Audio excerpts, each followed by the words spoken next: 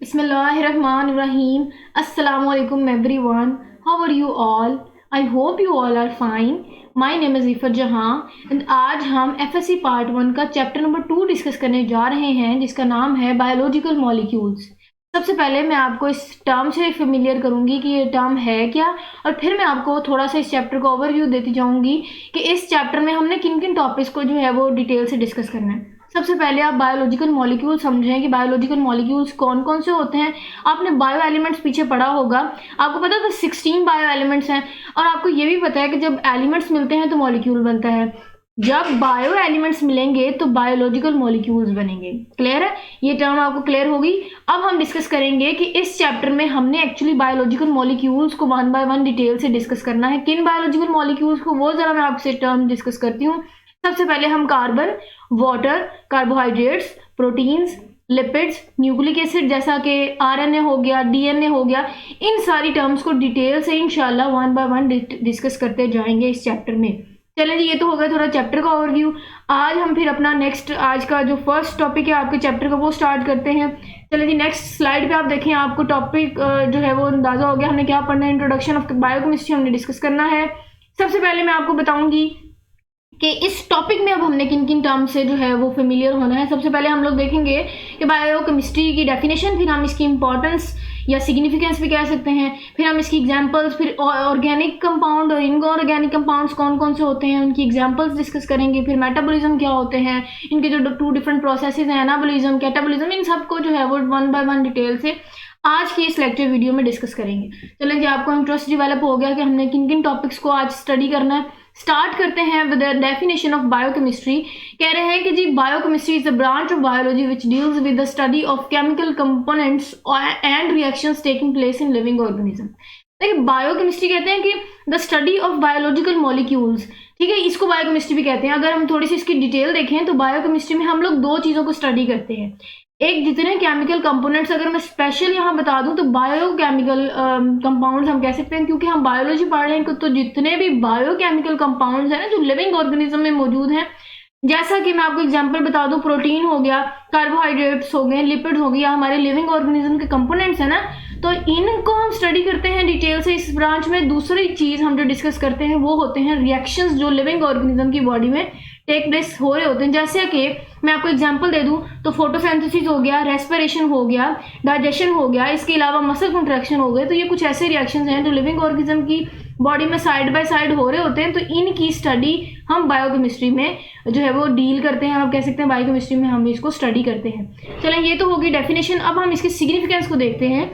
Significance आपको अगर मैं बताऊं तो आपको पता है कि जब आप इनसे या इनसे डिस्कस करेंगे, इन दोनों को जब हम डिटेल से इस ब्रांच में स्टडी करेंगे, तो ना सिर्फ हम लिविंग ऑर्गेनिज्म की एनाटॉमी से फेमिलियर होंगे, बल्कि इनकी फिजियोलॉजी, आपको पता है कि रिएक्शंस हैं जो एक्चुअली वो फंक्शंस ही है ना लिविंग ऑर्गेनिज्म के डिफरेंट कंपाउंड्स के, तो हम ना सिर्फ एनाटॉमी बल्कि लिविंग ऑर्गेनिज्म की जितनी जो है फिजियोलॉजी है उससे भी हम फेमिलियर होते हैं।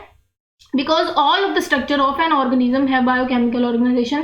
क्योंकि आपको पता है, हमने बायो एलिमेंट्स जो डिस्कस किया, आपको ऑलरेडी पता है कि 16 बायो एलिमेंट्स ऐसे हैं जो लिविंग ऑर्गेनिज्म का स्ट्रक्चर फॉर्म करते हैं और वो बायो केमिकल ऑर्गेनाइजेशन रखते हैं। यही वजह है कि हम जो है ये 2 टर्म से इस ब्रांच को डील करते हुए फेमिलियर हो सकते हैं। एग्जाम्पल आपको मैं बताती जाऊँ, फोटोसिंथेसिस हो गया, हम आपको पता है फोटोसिंथेसिस में डिफरेंट कंपाउंड्स इस्तेमाल होकर ये रिएक्शन हो रहा होता है, तो हम वो कंपाउंड्स को भी डिटेल से स्टडी करते हैं, और ना सिर्फ उन कंपाउंड्स को इस ब्रांच में डिटेल से डिस्कस करते हैं बल्कि उसके रिएक्शन जो फोटोसिंथेसिस बनता है उसको डिटेल से डिस्कस करते हैं। रेस्पिरेशन हो गया, डाइजेशन हो गया, मसल कंट्रैक्शन हो गया, तो ये कुछ इसकी सिग्निफिकेंस में आ जाता है कि इस ब्रांच के थ्रू हम इन जो है वो चीज़ों से डिस्कस या फेमिलियर होते हैं। चलें जी, ये हो गया। अब हम नेक्स्ट, मैं आपको एक बात बताती जाऊँ कि वेरी इंपॉर्टेंट शॉर्ट क्वेश्चन यहाँ मेंशन कर दिया, क्योंकि मैंने बताया हुआ है कि इस लेक्चर के थ्रू जितने शॉर्ट क्वेश्चन और एमसीक्यूज होंगे इस चैप्टर में से भी इवन, सो मेरी कोशिश होगी कि मैं आपको वन बाय वन उस चैप्टर के साथ ही वहाँ मेंशन करके जो है वो बताती जाऊँ, ताकि आपकी तैयारी जो है वो बहुत अच्छी हो जाए एग्जाम पॉइंट ऑफ व्यू से। शॉर्ट क्वेश्चन आप अपनी स्क्रीन पे देख सकते हैं, आ जाता है, पूछा जाता है कि जी define biochemistry and write its significance in biology. आप जो है ये सारा उसमें शॉर्ट क्वेश्चन में आंसर कोड कर सकते हैं। नेक्स्ट हम लोग ना दो कंपाउंड डिस्कस करेंगे। जैसे आपने ऑर्गेनिक मॉलिक्यूल और इनऑर्गेनिक मॉलिक्यूल डिस्कस किया, ये भी वैसे ही कंपाउंड्स हैं और आपको पता है कि मॉलिक्यूल्स मिलके कंपाउंड बनाते हैं। तो बात जो है वो ऑर्गेनिक और इनऑर्गेनिक की मतलब वही है जो कार्बन और हाइड्रोजन कंटेन करें, उन कंपाउंड्स को हम कह देंगे कि जी ये ऑर्गेनिक कंपाउंड है। और अगर कार्बन हाइड्रोजन के डेरिवेटिव्स आ जाए तो वो भी जो है वो ऑर्गेनिक कंपाउंड माना जाता है। देखिए मैंने आपको बता दिया, हमने दो जो है वो टाइप्स डिस्कस करनी ऑर्गेनिक कंपाउंड्स की। सबसे पहली टाइप थी ऑर्गेनिक कंपाउंड, हमने डिस्कस कर ली कि कंपाउंड्स कंटेनिंग जिनके पास होता है या वो जो कंपाउंड्स रखते हैं carbon and hydrogen and their derivatives, उनको इनऑर्गेनिक ऑर्गेनिक कंपाउंड्स कहते हैं। एग्जाम्पल अगर डिस्कस करें तो इसकी एग्जाम्पल में आ जाता है कार्बोहाइड्रेट्स, इसके proteins, lipids and nucleic acid जो है ये आप कह सकते हैं ये ऐसे कंपाउंड्स हैं जो ऑर्गेनिक इन नेचर हैं क्योंकि इनके स्ट्रक्चर में कार्बन और हाइड्रोजन मौजूद होता है। चलें जी, ये हो गया। नेक्स्ट हम स्लाइड पे मूव ऑन करते हैं। ये इसीलिए टॉपिक मेंशन है कि उसी की ही कंटिन्यूटी है। अच्छा जी, अब हमने देखना है इस स्लाइड में कि इनऑर्गेनिक कंपाउंड्स कौन कौन से होते हैं। आपको पता है जैसा कि आपने इनऑर्गेनिक मॉलिक्यूल्स डिस्कस किया, सेम वैसा ही होगा कि ऐसे कंपाउंड जिनमें कार्बन और हाइड्रोजन के डेरिवेटिव्स या फिर वो कार्बन और हाइड्रोजन मौजूद ना हो, ऐसे कंपाउंड्स को हम इनऑर्गेनिक कंपाउंड्स बोलते हैं। एग्जाम्पल की बात की जाए तो वाटर हो गया, कार्बन डाइऑक्साइड हो गया, अमोनिया हो गया। तो ये कुछ ऐसे एग्जाम्पल्स हैं या कह सकते हैं ये कुछ ऐसे इनऑर्गेनिक कंपाउंड्स हैं जिनके स्ट्रक्चर में कार्बन या हाइड्रोजन या उनके डेरिवेटिव्स मौजूद नहीं होते। तो ये भी जो है वो एग्जाम एमसीक्यू से शॉर्ट पॉइंट ऑफ व्यू से पूछा जाता है, तो इसको भी अब देख लें हम। चलें जी, अब हम आप अपनी स्लाइड पे ये देख सकते हैं एक ब्लॉक। अगेन ये मैंने आपको पहले भी बताया था कि हमने क्या डिस्कस करना है, हमने केमिकल कंपाउंड्स को ही डिस्कस करना है। लेकिन अब यहाँ जो है ना कंपैरिजन किया जाएगा, हमने केमिकल कंपोजिशन देखनी है बैक्टीरियल सेल और मेमेलियन सेल की। तो मैं एक चीज आपको बताती जाऊं कि हमने कंपैरिजन करना है बैक्टीरियल सेल और मेमेलियन सेल। बैक्टीरियल सेल और मेमेलियन सेल क्यों लिया गया, क्योंकि आपको पता है कि जो बैक्टीरियल सेल है वो प्रोक्रियोटिक सेल है और मेमेलियन सेल जो होता है वो यूक्रियोटिक सेल होता है। आपने प्रीवियस क्लास में इन दोनों टर्म से आप या इन दोनों टर्म से पहले भी फेमिलियर है, इसका इनका डिफरेंस आपको पता है। मजीद जब मैं ये आपको डिस्क्राइब करती जाऊंगी तो आपको जो है वो मजीद मैं प्रोक्रियोटिक और यूक्रियोटिक का डिफरेंस बताऊंगी। हमने देखना है कि बैक्टीरियल सेल में ये सारे केमिकल कंपाउंड्स है ना, ये केमिकल कंपोनेंट्स है ना, तो हम देखेंगे कि वाटर की परसेंटेज क्या बैक्टीरियल सेल में क्या है और मेमेलियन सेल में क्या है, प्रोटीन की क्या है, कार्बोहाइड्रेट्स की, ये सारी चीजें हम डिस्कस करेंगे। सबसे पहले ये एमसीक्यू पॉइंट ऑफ व्यू से भी आपको पूछा जा सकता है। हो सकता है आपसे पूछेंगे write down the water composition of bacterial cell, तो ये कुछ आपसे परसेंटेज के हिसाब से एमसीक्यूज भी आ सकता है, आपसे शॉर्ट क्वेश्चन भी पूछ सकते हैं डिफरेंस के हिसाब से, और हो सकता है कि वो ये पूरे का पूरा ब्लॉक डिफरेंस वाला आपसे लॉन्ग में भी पूछ लें। तो इसलिए जरा ध्यान से आपने इसको समझते जाना है। अगर हम वाटर की बात करें तो बैक्टीरियल सेल में भी 70% होता है और मेमेलियन सेल में भी वाटर की जो कंपोनेंट आप कह सकते हैं परसेंटेज है वो 70% ही है। अगर हम प्रोटीन्स की बात करें तो बैक्टीरियल सेल में प्रोटीन्स की अमाउंट 15% है और मेमेलियन सेल में वो 18% है। कार्बोहाइड्रेट्स की बात करें तो कार्बोहाइड्रेट्स बैक्टीरियल सेल में 3% फाउंड होते हैं, पाए जाते हैं, और मेमेलियन सेल में 4% पाए जाते हैं। लिपिड्स की भी देखे जाए तो लिपिड में 2 और यहाँ मेमेलियन सेल में 3 है। डीएनए की बात करें तो बैक्टीरियल सेल में 1% है और मेमेलियन सेल में 0.25 है। इसी तरह आरएनए की बात की जाए तो बैक्टीरियल सेल में 6 है और मेमेलियन सेल में 1.1 है। अब जो चीज़ एक बताने वाली है ना वो मैं आपको बताती हूँ यहाँ। अब आपने देखा होगा कि ये जो यहाँ और यहाँ है ना, इनकी परसेंटेज में बहुत डिफरेंस है, बाकी जो है वो इतना फर्क नहीं। ये 1% है, ये 6% है, वहाँ 1.1% है। क्यों जो बैक्टीरियल सेल में आरएनए और डीएनए की तादाद क्यों ज़्यादा है और मेमेलियन सेल में जो है वो आप कह सकते हैं कि डीएनए और आरएनए की परसेंटेज इतनी कम क्यों है? रीज़न क्या है? मैंने आपसे ऑलरेडी डिस्कस किया, क्योंकि बैक्टीरियल सेल एक प्रोक्रियोटिक सेल है, इसमें इनमें कोई मेम्ब्रेन बाउंडेड स्ट्रक्चर नहीं होता, सरफेस एरिया ज़्यादा होता है। क्योंकि सरफेस एरिया ज़्यादा होता है इसीलिए आप कह सकते हैं कि डीएनए की रेप्लिकेशन जो है वो ज़्यादा होती है। जब डीएनए बैक्टीरियल सेल में रेप्लिकेट ज़्यादा करेगा तो जाहिर है डीएनए से ही आरएनए ने बनना है, तो आरएनए की परसेंटेज में बैक्टीरियल सेल में क्या होगी? ज़्यादा होगी। ये तो रीज़न मैंने आपको बता दी कि ये परसेंटेज में क्यों ज़्यादा है। क्लियर है? अब हम देखते हैं कि इधर परसेंटेज में क्यों कम है। वो इसलिए मैंने आपको रीज़न बताई क्योंकि ये एक यूक्रियोटिक सेल है। यूक्रियोटिक सेल आपको पता है कि ये डबल मेम्ब्रेन बॉन्डेड स्ट्रक्चर होते हैं, इनमें ऑर्गेनेलीज फाउंड होते हैं, और आपको पता है क्योंकि ऑर्गेनेलीज हैं इसीलिए सेल के इंटरनल सरफेस एरिया जो है वो कम होता है। सरफेस एरिया कम होगा तो डीएनए की जो रेप्लिकेशन है वो भी क्या होगी? वो भी कम होगी। क्योंकि डीएनए की रेप्लिकेशन हो रही है इसलिए डीएनए ने ही और डीएनए से ही आरएनए बना है, तो इसीलिए आरएनए की भी जो परसेंटेज है वो मेमेलियन सेल में 1.1 है। ये कुछ चीज़ें जो है वो बताने वाली थी कि क्यों कम है या क्यों ज़्यादा है, वो मैंने आपको बता दी। अब नेक्स्ट हम डिस्कस करते हैं, मैं ज़रा पॉइंटर जो है वो ऑफ कर दूं। आगे हम देखते हैं कि अदर ऑर्गेनिक मॉलिक्यूल जैसा कि एंजाइम, हार्मोन्स एंड मेटाबोलाइट्स जो हैं। अच्छा, मेटाबोलाइट्स आपको मैं बता दूं, मेटाबोलाइट्स क्या होते हैं। आपको पता है मेटाबॉलिज्म के नतीजे में जो आप कह सकते हैं कंपाउंड्स बनते हैं या जो चीज़ें फाउंड होती हैं, जो न्यू सब्सटेंसेस बनते हैं, उनको हम मेटाबोलाइट्स कहते हैं। क्लियर है मेटाबोलाइट्स। अब देखिए ना, आपको पता है कि मेटाबॉलिज्म क्या होता है। मेटाबॉलिज्म आपको पता है कि सेट ऑफ बायोकेमिकल रिएक्शन होता है जिसमें न्यू मॉलिक्यूल्स जो है वो फॉर्म होते हैं, लार्जर मॉलिक्यूल टूटते हैं और छोटे मॉलिक्यूल बनते हैं।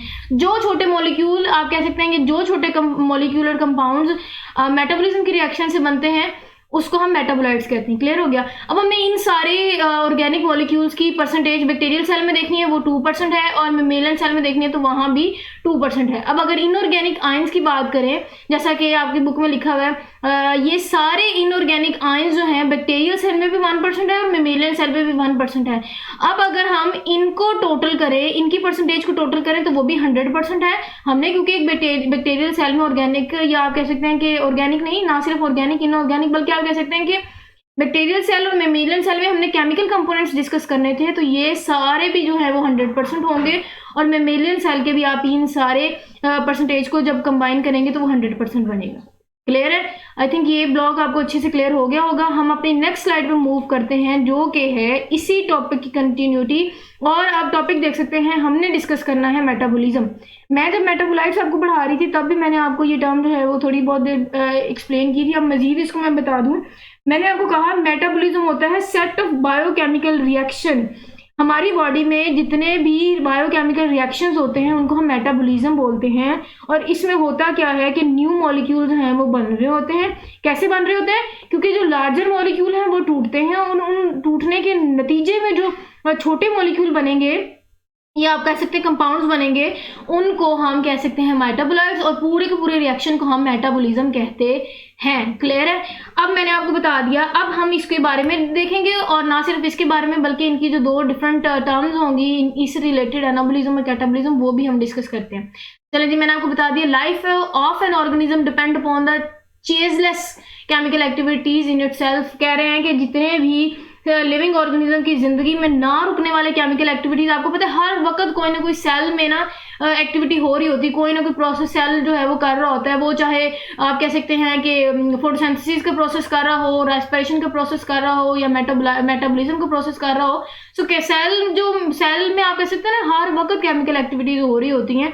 और ये तो ये बात होगी। अब इसकी प्रॉपर डेफिनेशन यहाँ से स्टार्ट होती है। ऑल द केमिकल एक्टिविटीज, तमाम केमिकल एक्टिविटीज या तमाम chemical reaction taking place within a cell are collectively called metabolism. Cell में होने वाले जितने भी केमिकल एक्टिविटीज या जितने भी केमिकल प्रोसेसेस हैं उनको हम मेटाबॉलिज्म कहते हैं। चलिए ये तो हो गया। अब हम इसकी थोड़ी बहुत इंपॉर्टेंस देखते हैं। The survival of an organism depend upon its ability to take some chemicals from its environment and use them to make chemicals of its living matter. इस बात को एक्सप्लेन करने के लिए मैं आपको एक एग्जांपल कोट करती हूँ। जैसा कि फोटोसिंथेसिस का प्रोसेस प्लांट्स कर रहे होते हैं, तो प्लांट्स क्या कर रहे होते हैं? प्लांट्स इन्वायरमेंट से केमिकल्स या चीज़ें अपटेक करते हैं। आपको पता है कि प्लांट जो है वो कार्बन डाइऑक्साइड गैस और वाटर, और आपको पता है एनर्जी भी इवन स्टोर कर रहे होते हैं, सनलाइट यूटिलाइज कर रहे होते हैं। उसके नतीजे में वो क्या बनाते हैं? कुछ भी केमिकल्स बनाते हैं ना अपने आप कह सकते हैं सर्वाइवल के लिए। सो वो सारी की सारी है, इस बात जो है वो इस बात को आपको क्लियर कर रही होगी जब आप इस बात को पढ़ने के बाद माइंड में फोटोसिंथेसिस की एग्जांपल आएंगे। कह रहे हैं कि therefore cells of every organism are constantly taking in new substances and changing them chemically in various ways, i.e. building new cellular material and obtaining energy from its need for its need। कह रहे हैं कि again वही बात कि हर वक्त ही cell में, जो लिविंग ऑर्गेनिज्म के सेल में है, वो कॉन्टिन्यूसली मुसलसल जो है वो कोई ना कोई सब्सटेंसेस या बन रहा है, या आप कह सकते हैं कि टूट रहे हैं, बन रहे हैं। तो ये सारे के सारे केमिकल जो है वो चेंजेस हो रहे होते हैं हमारे सेल में डिफरेंट वे से, मुख्तलिफ तरीकों से। वो चाहे न्यू सेलुलर मटेरियल का बनना हो या एनर्जी का इस्तेमाल करके हम कोई सेलुलर आप कह सकते हैं मटेरियल को बना रहे होते हैं या उस एनर्जी को यूटिलाइज करके तोड़ रहे होते हैं। तो हमने ये तोड़ने के प्रोसेस ही पढ़ना है ना मेटाबॉलिज्म में, कि लार्जर मॉलिक्यूल टूटते हैं, स्मॉलर बनते हैं। तो ये सारी जो है वो इसमें टर्म्स इंपॉर्टेंट थी तो मैंने डिस्कस की। मेटाबॉलिक प्रोसेसेस इंक्लूड बोथ, आपको पता है मेटाबॉलिक प्रोसेस में दो प्रोसेसेस आ जाते हैं, एनाबॉलिज्म एंड कैटाबॉलिज्म। नेक्स्ट हम स्लाइड में इन एनाबॉलिज्म और कैटाबॉलिज्म को डिटेल से डिस्कस करते हैं। सबसे पहले मैं आपको इन दोनों टर्म्स का ओवरव्यू दे दूं, फिर हम इसको जब रीड आउट करेंगे तो मजीद क्लियर होता जाएगा आपको मैं बताऊं एनाबॉलिज्म कैसा प्रोसेस होता है। एनाबॉलिज्म ऐसा प्रोसेस होता है जिसमें एनर्जी जो है हम स्टोर करते हैं। एनर्जी क्या करते हैं? स्टोर करते हैं, और वही एनर्जी हम पोटेंशियल एनर्जी की फॉर्म में स्टोर करते हैं, देन काइनेटिक एनर्जी की फॉर्म में हम उसको यूटिलाइज करते हैं। एग्जांपल में अगर आपको दे दूं, फोटोसिंथेसिस एनाबॉलिज्म की एग्जांपल होती है। अब अगर हम कैटाबॉलिज्म की बात करें तो अच्छा इसमें जो है ना वो न्यू सब्सटेंसेस आप कह सकते हैं कि छोटे सिमिलर सब्सटेंसेस मिलते हैं और कम्प्लेक्स सब्सटेंस बनता है। आप कह सकते हैं कि सिंपलर या सिंपल जो सब्सटेंसेस हैं वो कंबाइन करेंगे और उससे क्या बनेगा? Complex substance. जबकि कैटाबॉलिज्म की बात करें तो कैटाबॉलिज्म में कम्प्लेक्स मॉलिक्यूल टूट कर छोटे मॉलिक्यूल्स में जो है वो कन्वर्ट होते हैं। और मैंने आपको कहा था कि एनाबॉलिज्म में एनर्जी जो है वो यूटिलाइज होती है, तो उसके रिजल्ट में एनर्जी रिलीज होती है एटीपी की शक्ल में, जो लिविंग ऑर्गेनिजम्स इस्तेमाल करते हैं। और उनकी एग्जांपल जो है वो क्या होंगी? वो हम जो है वो रेस्पिरेशन कह सकते हैं, उसकी एग्जांपल डाइजेशन है। तो ये मैंने आपको थोड़ा बहुत ओवरव्यू दे दिया, रीड करेंगे तो आपको मजीद जो है वो याद रहेगा। देखिए कह रहे हैं कि दोज रिएक्शन एनाबॉलिज्म भी तो एक्चुअली रिएक्शंस ही है ना, ये ऐसे रिएक्शन है जिसमें सिमिलर सब्सटेंसेस आर कंबाइंड, छोटे छोटे सब्सटेंसेस जुड़ते हैं और जुड़ने के रिजल्ट में क्या बनते हैं? Complex substances. जैसा कि हमने फोटोसिंथेसिस की एग्जांपल दी। अब इसको प्रोसेस को एनाबॉलिज्म कहते हैं और इनको ही एनाबॉलिक रिएक्शंस कहते हैं। मैंने आपको फोटोसिंथेसिस की एग्जांपल दी। आपको पता है फोटोसिंथेसिस में क्या होता है कि डिफरेंट रॉ मटेरियल्स मिलते हैं और क्या बनता है? कम्प्लेक्स मॉलिक्यूल, जिसको हमने ग्लूकोज कहा। तो इस रिएक्शन में आपको पता है कि कार्बन डाइऑक्साइड, वाटर, सनलाइट, ये सारी चीज़ें जो है ये इस्तेमाल हो के आपको पता है कम्प्लेक्स मॉलिक्यूल बनाती है, ये कम्प्लेक्स सब्सटेंस ग्लूकोज बनाते हैं इसीलिए। और आपको पता है यहाँ हमने क्योंकि एग्जांपल दी कि यहाँ एनर्जी जो है वो इस्तेमाल होती है, हमें इस रिएक्शन में एनर्जी यूटिलाइज करने की जरूरत पड़ती है। अब आपको मैंने फोटोसिंथेसिस की एग्जांपल दी थी तो आप अंदाजा लगा लें कि फोटोसिंथेसिस के प्रोसेस में सूरज की रोशनी को प्लांट्स यूटिलाइज करते हैं और फिर ही वो छोटे सब्सटेंसेस को कंबाइन करके बड़ा सब्सटेंस बनाते हैं जिसको ग्लूकोज कहा गया। आई थिंक अब आपको क्लियर हो गया होगा एनाबॉलिज्म का प्रोसेस। अब मैं नीचे लिखा हुआ है कि एनाबॉलिक रिएक्शंस या एनाबॉलिज्म नीड या अब्जॉर्ब एनर्जी। मैंने एग्जांपल फोटोसिंथेसिस दे दी तो आपके माइंड में सनलाइट जो है, ये सन एनर्जी जो है वो आपको पता है कि माइंड में आ जानी चाहिए कि ये एग्जांपल को आप पूरी तरह से फिर समझ सकते हैं, क्योंकि आपको पता है फोटोसिंथेसिस में मैंने आपको बता दिया कि छोटे सब्सटेंसेस मिलकर बड़ा सब्सटेंस बनाते हैं और उसमें एनर्जी की इस्तेमाल होती है जिसकी वजह से ये प्रोसेस हो रहा होता है। तो ये सारी की सारी बातें जो है वो फोटोसिंथेसिस के प्रोसेस पे ओके है, आप कह सकते हैं कि लागू होती है। इसी वजह से हमने इसकी एग्जांपल में फोटोसिंथेसिस पढ़ा। चलें जी, नेक्स्ट हम इसको डिस्कस करते हैं कि कैटाबॉलिज्म क्या होती है डिटेल से, फिर हम इसकी एग्जांपल्स डिस्कस करते हैं। सबसे पहले हम देखते हैं कि जी कैटाबॉलिज्म का रिएक्शन क्या होता है। अगेन ये आपको समझ आ गया तो ये समझना बहुत आसान है, ये उससे बिल्कुल ऑपोजिट है। आपको पता है कि वहाँ छोटे सब्सटेंसेस या सिमिलर सब्सटेंसेस मिल रहे थे तो कम्प्लेक्स बन रहा था। यहाँ कैटाबोलाइट, आपको मैं हिंट दे दूं तो कैटा का मतलब होता है काटना, मतलब ब्रेक डाउन करना, तोड़ना। तो इसमें क्या होता है कि कम्प्लेक्स जो मॉलिक्यूल्स होते हैं ना उनको तोड़ा जाता है किन में?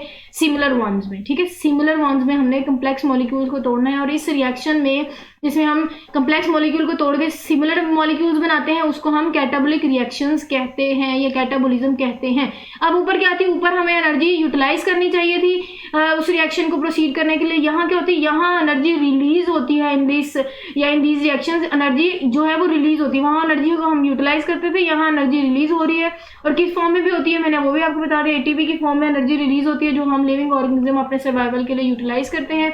एग्जाम्पल की बात करें तो डाइजेशन जो है, आपको पता है डाइजेशन के प्रोसेस में भी जितने कम्प्लेक्स मॉलिक्यूल्स वो उनको तोड़ के छोटे में कन्वर्ट किया जाता है और एज अ रिजल्ट जब आप खाना खाते हैं तो हमें क्या मिल रही होती है? एनर्जी मिल रही होती है ना। सो ये जो है वो डाइजेशन की एग्जाम्पल कैटाबॉलिज्म में आ जाती है।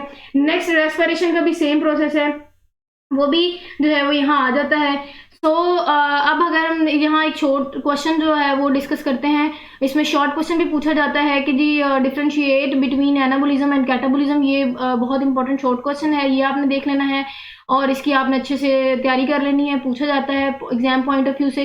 अब हमने देखना है कि एनाबोलिक एंड कैटाबोलिक रिएक्शंस आपकी बुक में लिखा हुआ है कि go side by side in living cells. आपको पता है लिविंग सेल में साइड बाय साइड, एक साइड बाय साइड का मतलब एक हो रहा है फिर दूसरा हो रहा है, ये जब भी उसको सेल को जरूरत होती है लिविंग सेल को, तो वो बिल्कुल उसको साइड बाय साइड इन दोनों रिएक्शंस को लेके चलते हैं, in which complex molecules break down into smaller. और आपको पता है मैं कहने की बात इसमें ये लिखी गई है कि एनाबोलिक और कैटाबोलिक रिएक्शंस दोनों ही लिविंग सेल के लिए बहुत इंपॉर्टेंट है, ये दोनों साइड बाय साइड प्रोसीड करते हैं। जैसे सेल को यूटिलाइज या फिर आप कह सकते हैं जरूरत महसूस होती है, कब उनको जरूरत महसूस हो कि वो कम्प्लेक्स मॉलिक्यूल को तोड़ के स्मॉलर में कन्वर्ट करें तो वो कैटाबोलिक रिएक्शन कर रहे होते हैं, और जब उनको जो है वो एनर्जी यूटिलाइज करके कम्प्लेक्स मॉलिक्यूल बनाने की जरूरत पड़ती है तो वो एनाबोलिक प्रोसेस जो है वो कर रहे होते हैं। चलें जी अब एग्जाम्पल देख लें, तो ये भी सारी है कि inter conversion of carbohydrates, proteins, lipids and that occur continuously in living organism या living cells are example of coordinated catabolic and anabolic activities. कह रहे हैं कि जितने भी हमारी, ये तो मैंने बात बता दी और इसमें उन्होंने एग्जांपल कोड कर दी कि कार्बोहाइड्रेट्स हो गया, प्रोटीन्स हो गया, लिपिड हो गया, इनकी जो इंटर कन्वर्जन है कह सकते हैं स्मॉलर मॉलिक्यूल में या फिर कम्प्लेक्स मॉलिक्यूल में, ये इसकी एग्जांपल में आ जाता है। So this is all about our today's lecture of introduction of biochemistry.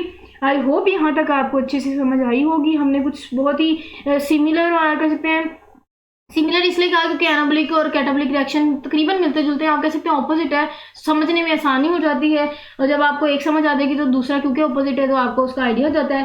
सो बहुत ही सिंपल और इजी टर्म जो आपने ऑलरेडी पीछे डिस्कस की होंगी हमने यहाँ भी आज के लेक्चर में डिस्कस कर ली। आई होप आपको बहुत अच्छे से समझ आई होगी। नेक्स्ट वीडियो में हम अपने नेक्स्ट टॉपिक डिस्कस करेंगे जो कि है इंपॉर्टेंस ऑफ कार्बन। सो आज का टॉपिक यहीं तक था। अपना बहुत सारा ख्याल रखिएगा, दुआओं में याद रखिएगा। मुझे दीजिए इजाज़त। अल्लाह हाफिज़।